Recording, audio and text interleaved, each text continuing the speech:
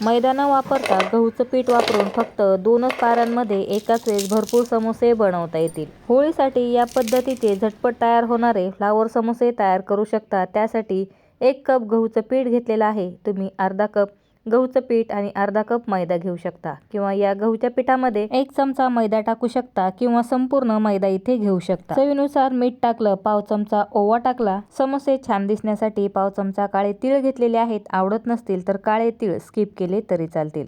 2 चमचे तेल टाकलं आणि हे सर्व मिक्स करून घ्यायचं।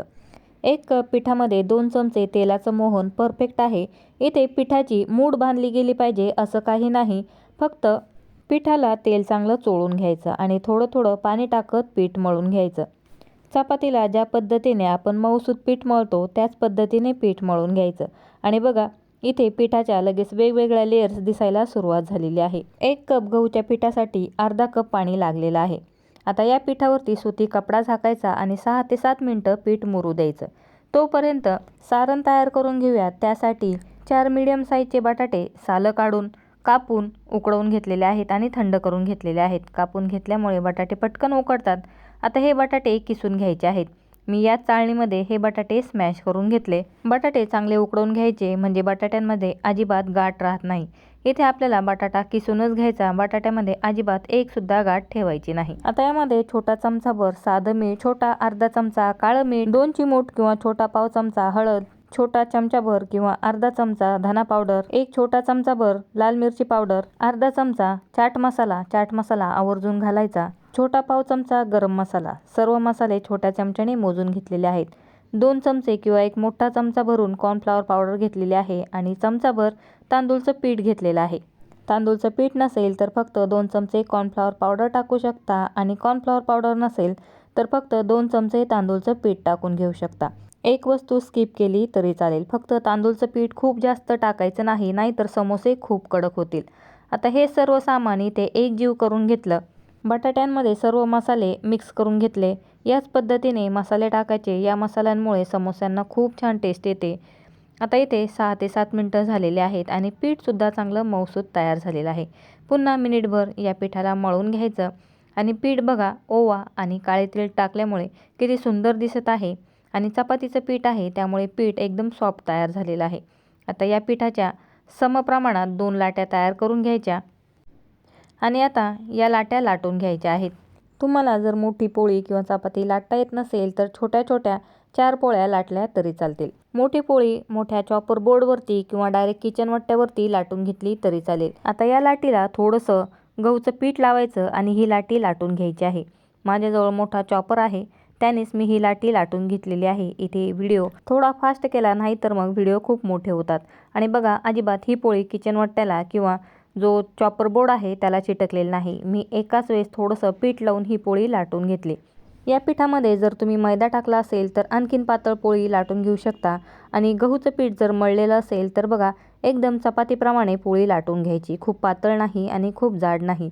सेम साईजच्या मी इथे 2 पोळ्या लाटून घेतलेल्या आहेत। आता यातील एक पोळी साईडला ठेवूयात आणि एका पोळीवरती बटाट्याचं जे मिश्रण तयार केलेलं आहे ते टाकून घ्यायचं आणि सगळीकडे हे मिश्रण स्प्रेड करून घ्यायचं आहे। मुलांच्या बर्थडेची पार्टी असेल, घरामध्ये काही फंक्शन असेल तर या पद्धतीचे झटपट तयार होणारे समोसे ट्राय करू शकता। एकाच वेळेस भरपूर समोसे तयार होतात। आता चमच्याच्या मदतीने ही बटाट्याची चटणी सगळीकडे स्प्रेड करायची आणि चमच्याला जर बटाट्याची चटणी चिटकत असेल तर चमच्याला तेल लावून घ्यायचं। हाताने सगळीकडे चटणी स्प्रेड केली तरी चालेल। आता बघा इथे चटणी स्प्रेड झालेली आहे। लगेच त्यावरती दुसरी तयार केलेली पोळी टाकायची। ही पोळी लगेच चिटकते, अजिबात पाणी वगैरे लावण्याची गरज नाही। हलक्या हाताने दाबत सगळ्या साईडने पोळी चिटकवून घ्यायची आणि वरतून हलकंसं लाटणं फिरवायचं म्हणजे सगळ्या साईडला इक्वल बटाट्याची चटणी स्प्रेड होईल। आणि बघा मी ते या पोळीला पलटी करून घेतलेला आहे, अजिबात चटणी पोळीमधून बाहेर पडत नाही। आता दुसरा भाग सुद्धा सगळ्या साईडला चिटकवून घ्यायचा आणि हलकंसं दुसऱ्या साईडला सुद्धा लाटणं फिरवून घ्यायचं। सुकं पीठ टाकण्याची सुद्धा गरज नाही। आता आतमध्ये किती बटाट्याची चटणी भरायची ते आपल्यावरती आहे। मी थोडी जास्त भरलेली आहे आणि इतपत जाड पोळी तयार केलेली आहे। तुम्ही बटाट्याच्या चटणीचं सारण कमी जास्त करू शकता। आता इथे या पोळीचे साईड्स काढून घेतलेले आहेत आणि आपल्याला आता समोसा कट करायचा आहे. समोसा कट करण्यासाठी पिझ्झा कटर असेल तर त्याने समोसे कट करायचे, म्हणजे परफेक्ट समोसा कट होतो. आणि बघा इथे 2-2 इंचाचं अंतर सोडून मी ते समोसा आडवा कट केलेला आहे. नंतर त्याच पद्धतीने उभ्या लाईन्स मारून घेतलेल्या आहेत आणि छोटे छोटे स्क्वेअर तयार करून घेतलेले आहेत. पिझ्झा कटर नसेल तर सुरीने सुद्धा कट करून घेऊ शकता. आणि बघा आता आपल्याला लगेच समोसे तयार करायचे आहेत. यातील एक छोटासा भाग घ्यायचा आणि बघा एकदम मऊ लुसलुशीत इथे पार्ट तयार झालेला आहे. आणि 2 साईड या पद्धतीने चिपकवून घ्यायच्या आणि खालच्या ज्या 2 साईड आहेत त्या खालच्या साईडला या पद्धतीने चिटकवून घ्यायच्या. तर बघा किती सुंदर इथे फ्लावर समोसा तयार आहे. दुसराही बनवून दाखवते. एक स्क्वेअर घ्यायचा आणि याचे जे 2 कोपरे आहेत ते या पद्धतीने चिटकवायचे. पाणी लावण्याची गरज नाही, बटाट्याच्या चटणीमुळे ते चिटकतात. आणि खालचे उरलेले जे 2 पार्ट आहेत ते या पद्धतीने चिटकवून घ्यायचे. बघा किती सुंदर फूल तयार झालेलं आहे.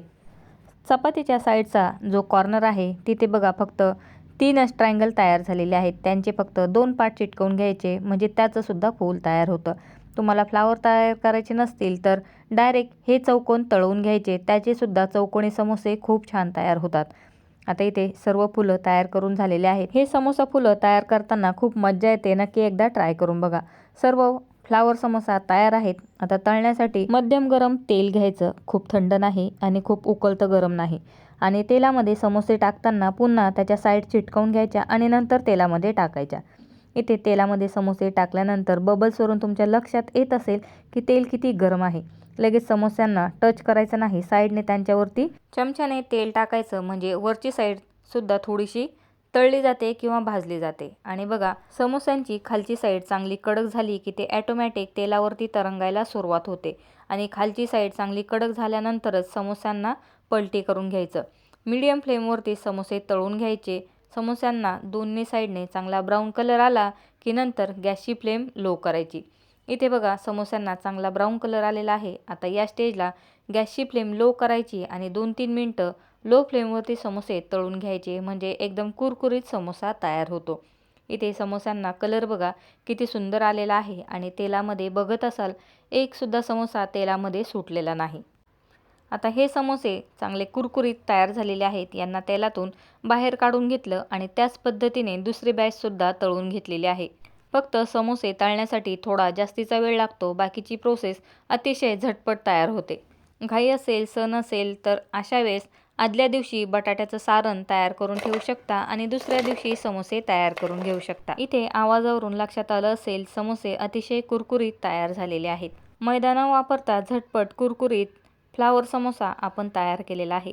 होळीसाठी जर तुम्हाला पुरणाचे मांडे तयार करायचे असतील तर खापर न वापरता तव्यावरचे मांडे कसे बनवायचे त्याचा व्हिडिओसुद्धा पोस्ट केलेला आहे.